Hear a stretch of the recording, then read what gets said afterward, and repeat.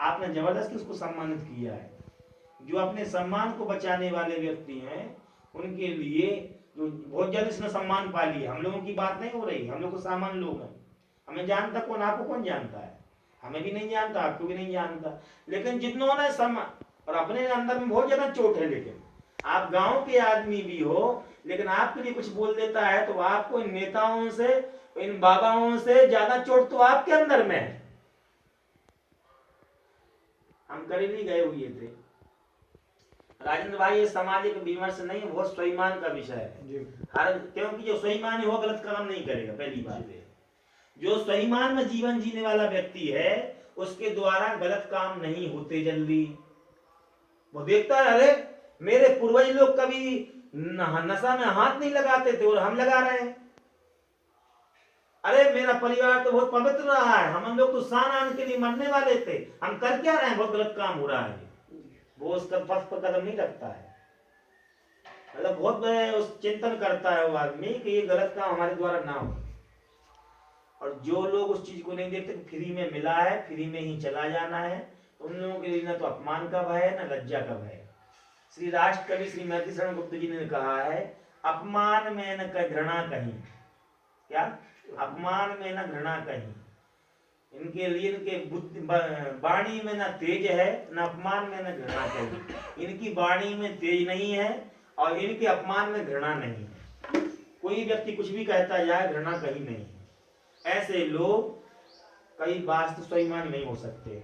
तो स्वाभिमान जिसके अंदर में होगा वही व्यक्ति जो है ध्यान में भी जा सकेगा, वही व्यक्ति वास्तविक धार्मिक बन सकेगा, वही व्यक्ति जो है अपने पूरे, जैसे हमें स्वाभिमान ना हो गए, अरे भैया आए हम बाबा जी बन गए, खाओ पियो आराम से सो, और क्या करना है, स्वाभिमान समाप्त। इसी के लिए आए हुए हो आप।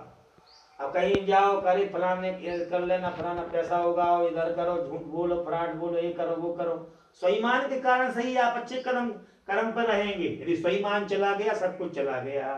स्वाभिमान को बचाना ही सबसे बड़ी धरोहर है, थाती है। बात की रक्षा करना, अटल रहना।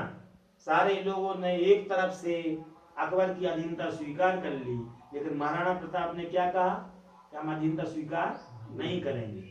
सारे लोगों के झंडे झुक गए। उस समय महाराणा प्रताप ने क्या कहा, मैं अपनी आन बान शान के लिए बना रहूंगा। आज पूरे भारत में मान सिंह का सम्मान है, फलाने सिंह का सम्मान है, जो लोग गुलाम हो चुके उनका सम्मान है। लेकिन महाराणा प्रताप को जहां जहां पाओगे उनके चट्टी चौराहों पर उनकी प्रतिमा मिलती है कि नहीं मिलती है जी। क्यों?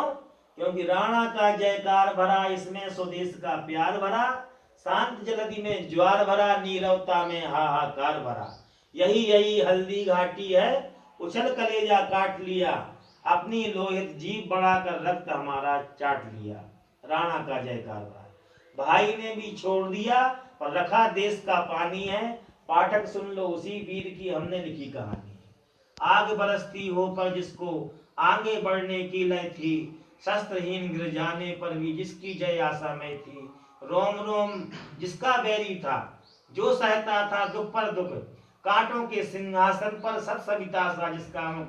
दुनिया क्या कहती है, दुनिया तो दीवानी है, राणा तू इसकी रक्षा कर, यह सिंहासन स्वाभिमानी है। यह स्वाभिमान की लड़ाई है। स्वाभिमान के लिए उन्होंने सब कुछ सर्वस्व न्यौछावर कर दिया। इसलिए उनके लिए कहा गया कि तू भारत का गौरव है, तू जननी से भारत है, और सच कोई मुझसे पूछे तो तू ही तो भारत है। तेरे जैसे ही लोग तो भारत कहलाते हैं। इन्होंने भारत के स्वाभिमान को बढ़ाया है। बात को समझ गए होंगे सभी लोग। नहीं तो क्या है, कार्य सभी लोग झुक गए तो हम क्यों ना झुक जाए, सभी लोग शामिल हो गए तो हम क्यों ना शामिल हो जाए, आराम से सुख भोग करेंगे। लेकिन उन्होंने कहा नहीं, ये संभव नहीं है। इसलिए अकबर वहां से कहता है, कैसा लगता है दरबार, कितने जन कितने सरदार, कितना माती चरण पड़ने, कैसा आंगन कैसा गे, और कैसा कितना नत कितना उत्तान, कितना आजादी पर ध्यान। वो स्वतंत्रता का स्वाभिमानी झंडा लेने वाला झंडा बरदार महाराणा प्रताप है। तो ये स्वाभिमान है। स्वाभिमान जब व्यक्ति के अंदर में होता है तो गलत कदम गलत पथ पर नहीं जाता है। इसलिए व्यक्ति के लिए स्वाभिमान की आग को जला करके अच्छे कामों में, ऐसे नहीं किसी लूटपाट में, किसी में नहीं। तो हमारे यहाँ एक सांसद है आजमगढ़ में, रिटायरमेंट, 50 कारों का लोन लिए हुए है। और हमारे चेले लोग उनकी जो इंश्योरेंस करने वाले नहीं होते वो जाते हैं उनके यहाँ, अरे भाई टवेरा का, अरे भाई सफारी का, वो लोन दो, पैसा तो दो वापस। बोलते अभी नहीं, परसों आना, परसों 1 साल होगा, 10 साल होगा, 20 साल होगा, खा गया पैसे सबका। 1 नंबर की गाड़ी लेगा, 1 नंबर पर चलेगा, लेकिन पैसे देने को तैयार। ये स्वाभिमान नहीं है, ये नीचता है। स्वाभिमान ये कि हम आपका 1 पैसा नहीं खाएंगे, आपके आने की आवश्यकता नहीं है, आपके आने के पहले आपके यहाँ पैसा पहुंच जाएगा, ये स्वाभिमान है। आप हमारे यहाँ नहीं आ पाएंगे, उसके पहले ही आपका पैसा आपके तक पहुंच जाएगा। 50 बार हमारे यहाँ द्वार पे आने की आवश्यकता नहीं है, यहाँ पे आ ही नहीं पाओगे, उसके पहले पहुंच जाएगा। आपकी मजदूरी बाद में होगी, आपका पैसा लो अभी रख लो, आपको काम करके दिखाना होगा। ये स्वाभिमान हुआ। ये नहीं हाँ कल आना, परसों आना, पैसा पड़ा हुआ है लेकिन बोल रहा है, ये स्वाभिमान के खिलाफ है। जो वास्तविक व्यक्ति होता है, आने के पहले ही पैसा उसके पास पहुंच गया, अब हमारे यहाँ नहीं आना, हमारे लिए बहुत शर्म लगती है ऐसे ही बोलने चालने में। झूठी वाहवाही, झूठी अफवाह में भी लज्जित होना चाहिए कि हम गलत हैं। जब व्यक्ति लज्जित होता है तो गलत काम नहीं करेगा, लज्जास्पद व्यक्ति है। इसलिए जब 5 पांडवों के पुत्रों की हत्या करने के बाद में जब अश्वत्थामा वहां पहुंचते हैं तो उन्होंने कहा कि इनको मारने की आवश्यकता नहीं है, इनके मणि को निकाल लो और भेज दो वापस। क्या मणि को निकाल लो और धक्का दे करके भेज दो, इनका मुंडन कर दो, बस हो गया काम। उन्होंने जान से नहीं मारा, क्योंकि ये सम्मानित व्यक्ति है, ये पूरे जिंदगी भर घूमता भटकता रहेगा, यही इसका अपमान है, और कुछ अपमान करने की आवश्यकता, यही मृत्यु है, यही मृत्यु है। संभावित कहूँ जैसे लाहु मरण कोटि संधारण दाहु, संभावित कीर्ति मरना नति रिच्यते, मरण से भी बढ़ करके है। इसलिए कहना है मेरा कि वो आत्महत्या करने जा रहा है, आत्महत्या, उन्होंने कहा आत्महत्या आप नहीं करेंगे।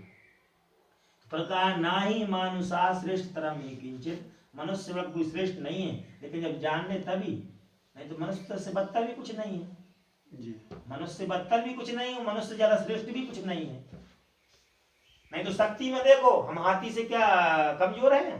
बिल्कुल कमजोर है। हाथी की हड्डी बहुत मजबूती होती है, हम यहाँ से गिरेंगे सीढ़ियों से और हमारा हाथ टूट जाएगा, हमारा पैर टूट जाएगा।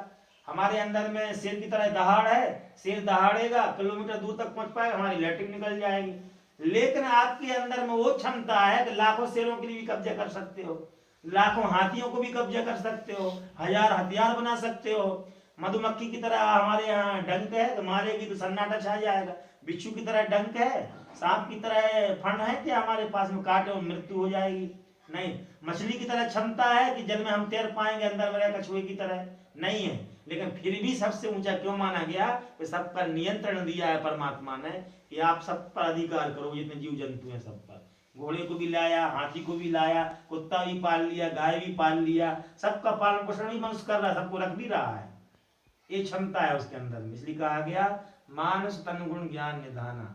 इतना कहकर मैं अपनी वाणी को विराम देता हूँ। पूर्वजों के आचरण पर चलना चाहिए, किस भांति जीना चाहिए, किस भांति मरना चाहिए, यह भी हमारे पूर्वजों से सीख लेना चाहिए। ये पूर्वजों का ही आदर्श है।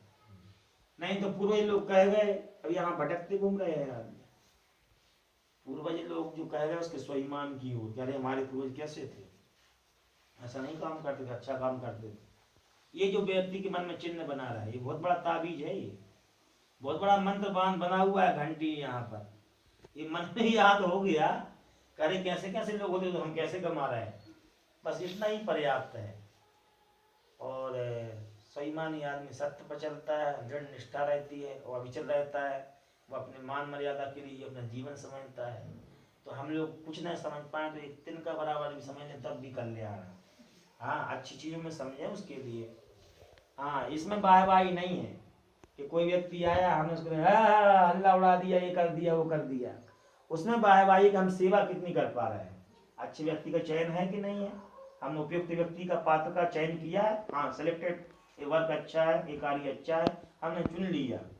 नहीं तो आज के जमाने में एक महानुभाव हमारे प्रिय मित्र हैं उत्तर प्रदेश के मुख्यमंत्री जी, जब मुख्यमंत्री बने तो उन्होंने कहा महात्माओं को तो भीख नहीं मिलती और मुझे तो उत्तर प्रदेश जैसा मुख्यमंत्री का पद मिल गया, तो मुझे उन पर भी तरस आया। मैंने फेसबुक पर बार बार उसके लिए किया। हमने कहा महाराज जी आपको ऐसा शब्द नहीं कहना चाहिए था। महात्मा लोगों के लिए तो बड़े बड़े राज्य मिले और महाराज महात्माओं ने छोड़ भी दिए उनके लिए। क्या छोड़ भी दिया उनके लिए। वेटिकन सिटी से 50 देशों पर साम्राज्य चलाता था पोप। राष्ट्रपति प्रधानमंत्री उसी से शपथ लेते थे और लात मार करके भगा देता था महाराजा, बड़े बड़े राजे महाराजाओं के लिए। उसी के लिए रोमन साम्राज्य कहा गया। क्या कहा गया इतिहास में? रोमन साम्राज्य। हमने कहा आपने इतिहास का अध्ययन विधिवत सांगोपांग भली भांति नहीं पढ़ा होगा आपने इतिहास। आप इतिहास पढ़ लेते कि एक रोमन साम्राज्य था, एक ऑटोमन साम्राज्य था, एक उस्मानिया सल्तनत थी जिसके लिए खलीफा सल्तनत बोला जाता था, खलीफा ही चलाता था, 50-50 देश चलाता था। जो बाद में जो टर्की की जो सल्तनत पलटी 1923 में मुस्तफा कमाल पाशा के जमाने में, 1923 से 1938 तक वो आकर प्रधानमंत्री रहे टर्की के। उस व्यक्ति के पलटने के पहले खलीफा ही चलाता था वहाँ की सल्तनत।